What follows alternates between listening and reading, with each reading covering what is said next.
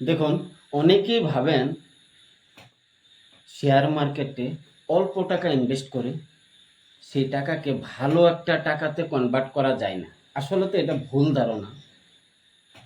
Share মার্কেটে এরকম ব্যবস্থা আছে যে জায়গাতে অল্প অল্প অল্প অল্প ইনভেস্ট করে একটা মোটা রকমের টাকা বানানো যায়। যদি ইজিভাবে দেখি তাহলে মিউচুয়াল ফান্ড ভালো অপশন হতে পারে। কারণ দেখুন, যদি সঠিক জায়গা মতে, সঠিক নিয়মে, সঠিক সময়ের জন্য অল্প টাকা ইনভেস্ট করা যায়, সেই টাকা অনেক গুণা হতে পারে। কিন্তু এর আগে জানতে হবে আপনার কোন জায়গাতে ইনভেস্ট করতে লাগে বা লাগবে। তো দেখুন, আপনার প্ল্যান যদি কম সময়ের জন্য থাকে, ধরুন এক্সাম্পল হিসাবে ৩ থেকে ৪ বছর পর আপনার টাকাটা লাগবে। আপনি আজকের দিন থেকে ১,০০০, ২,০০০ বা ৫,০০০ প্রতি মাসে আপনার ক্যাপাসিটি হিসাবে ইনভেস্ট করতেছেন বা চালু করবেন। সেই টাকাটা ৩ বছর ৪ বছর পর লাগবে আপনার যে কোনো একটা কাজের জন্য। তাহলে এই টাকাকে রিস্কি জায়গায় ইনভেস্ট করা যাবে না। যেগুলো হাই গ্রোথ ফান্ড আছে সেগুলোতে ইনভেস্ট করা যাবে না। আমরা সবাই জানি মিউচুয়াল ফান্ডে যদি হাই গ্রোথ ফান্ড দেখি তাহলে সেগুলাতে থাকে স্মল ক্যাপ, মাইক্রো ক্যাপ, তার সাথে নিতে পারেন থিমেটিক ফান্ড। যে আমরা জানতেছি আজকের থেকে ২-৪ বছরের মধ্যে ইনফ্রাস্ট্রাকচার এক্সাম্পল হিসাবে ভালো চলবে, ভারতে ইনফ্রাস্ট্রাকচারের মধ্যে ভালো গ্রোথ আসবে। তাহলে এই ইনফ্রাস্ট্রাকচারের যতগুলা ফান্ড আছে থিমেটিক, এগুলা ভালো রিটার্ন দিতে পারে। বা ডিফেন্স ফান্ডগুলা ভালো রিটার্ন দিতে পারে। তো এগুলা ফান্ডে রিটার্ন বেশি কিন্তু রিস্ক বেশি। তো আপনার ৩ বছরের পর যে টাকাটা লাগবে সেই টাকাটা এগুলা ফান্ডে দেওয়া যাবে না, দিতে লাগবে সেফ ফান্ডে। সেফ ফান্ডের ক্ষেত্রে যদি দেখি, সে জায়গায় হতে পারে index fund, large cap fund, blue chip fund, flexi cap fund, multi cap fund, এগুলো হচ্ছে সেফ ফান্ড। মার্কেটে ভলিটিলিটি যদি আসে, মার্কেট যদি কারেকশন হয়, তারপরেও এগুলা ফান্ডে কারেকশন কম দেখা যায়, কিন্তু রিটার্ন কম, প্রফিটও কম, রিস্ক কম মানে রিটার্ন কম। যদি আপনার হাতে ৬ থেকে ৭, ৮, ১০ বছর সময় আছে তাহলে মিড ক্যাপ ফান্ডে ইনভেস্ট করা যেতে পারে। কারণ মিড ক্যাপ ফান্ডে যদি আমরা দেখি লার্জ ক্যাপের থেকে রিটার্নটা বেশি পাওয়া যায়। সেই জায়গায় লার্জ ক্যাপের তুলনায় ভলিটিলিটিটা বেশি, মানে আপ ডাউনের চান্সটা বেশি। আর যদি এর থেকে বেশি সময় আছে আপনার ১০ থেকে ১৫, ২০ বছর, ২৫ বছর সময়, তাহলে স্মল ক্যাপ, মাইক্রো ক্যাপে ফোকাস করতে পারেন। সেই জায়গায় রিস্ক বেশি, আপ ডাউন বেশি, ভলিটিলিটি বেশি, কিন্তু প্রফিটও বেশি। আর কোনো যদি থিমেটিক ফান্ডে ইনভেস্ট করতে চান, মিনিমাম ১৫ বছরের টার্গেট থাকতে লাগবে। কারণ যেই থিমের উপর আপনি ইনভেস্ট করতেছেন, হয়তো বা ডিফেন্স, হয়তো বা ইনফ্রাস্ট্রাকচার, হয়তো বা টেকনোলজি বা ফার্মা সেক্টর বা অটো সেক্টর, তাহলে ১৫ বছরের জন্য যদি আপনার হাতে টাইম আছে তাহলে এগুলাতে ইনভেস্ট করতে পারেন। এই কয়েকটা সিম্পল নিয়ম জানতে লাগবে। আপনি যদি ২ বছর পর বা ১ বছর পর আপনার টাকার দরকার হবে, আপনি জানেন ভালো করে, কিন্তু ১,০০,০০০ টাকা ইনভেস্ট করে দিয়েছেন কোনো থিমেটিক ফান্ডে। যে সময় আপনার টাকাটার দরকার হবে সেই সময় দেখবেন যে আপনার সেই টাকাটা লোকসানে আছে। কারণ আমরা জানি যে কোনো একটা থিম ১ বছর ২ বছর চলে, তারপর ৩, ৪, ৫ বছরের জন্য থেমে যেতে পারে। এক্সাম্পল হিসাবে পিএসইউ সেক্টর দেখুন, কত বছরে লাস্ট ইয়ার ভালো রিটার্ন দিয়েছে। এরকম আরও অনেক সেক্টর আছে। তো এই জন্যে যেই জায়গায় ইনভেস্টমেন্ট শুট হয় আপনার টাইম হিসাবে, সেই হিসাবে ইনভেস্ট করার চেষ্টা করবেন।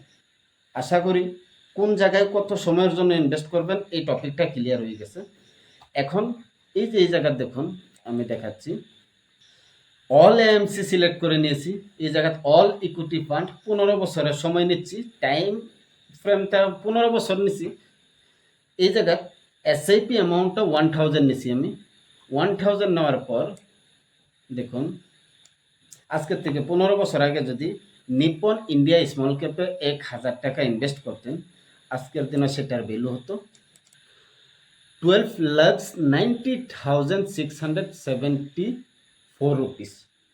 আর আপনার টাকার উপরে রিটার্ন আসতো অলমোস্ট 24%, মানে 23.5%।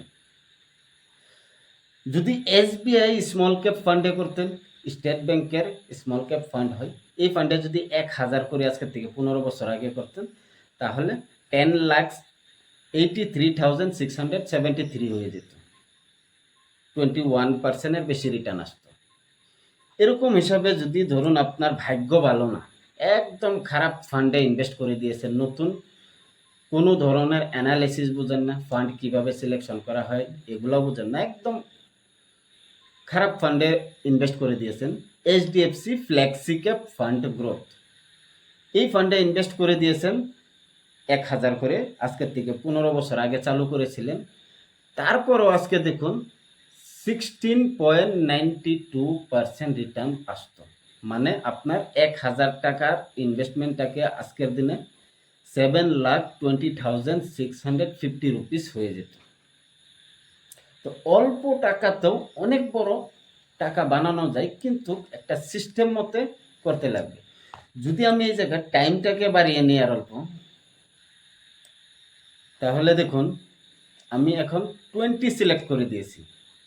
এই জায়গায় all AMC, all equity, investment amount, SIP amount 1000 রুপিসই আছে সেম। আমি মাত্র টাইমটাকে 15 থেকে 20 করে দিয়েছি।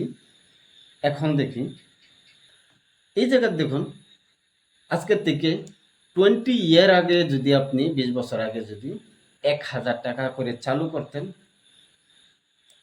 তাহলে দেখুন যদি নিপন ইন্ডিয়া ফার্মা ফান্ডে 1,000 করে SIP করতেন, সেই টাকাটা আজকের দিনও 18.84% রিটার্ন দিয়েছে।